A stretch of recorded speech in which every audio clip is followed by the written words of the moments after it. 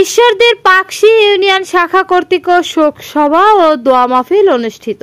আমাদের প্রতিনিধি সুলতানা পারভিন মিষ্টির পাবনা থেকে পাঠানো ভিডিও চিত্রে থাকছে বিস্তারিত।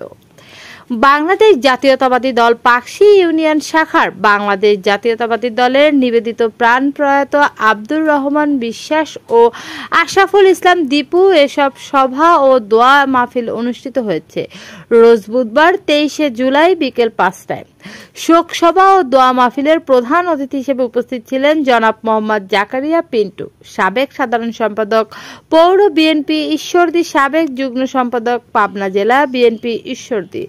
প্রধান বক্তা হিসেবে উপস্থিত ছিলেন বীর মুক্তিযোদ্ধা আলহাজ মোহাম্মদ শামসুদ্দিন আহমেদ মালিথা, সাবেক সভাপতি উপজেলা বিএনপি ঈশ্বরদী। বিশেষ অতিথি হিসেবে উপস্থিত ছিলেন জনাব আহসান হাবিব, সাবেক সহসভাপতি উপজেলা বিএনপি ঈশ্বরদী, জনাব মোহাম্মদ ফারুক আহমেদ খান, চেয়ারম্যান মাছপাড়া ইউনিয়ন পরিষদ, সাবেক সদস্য সচিব আটঘরিয়া উপজেলা বিএনপি।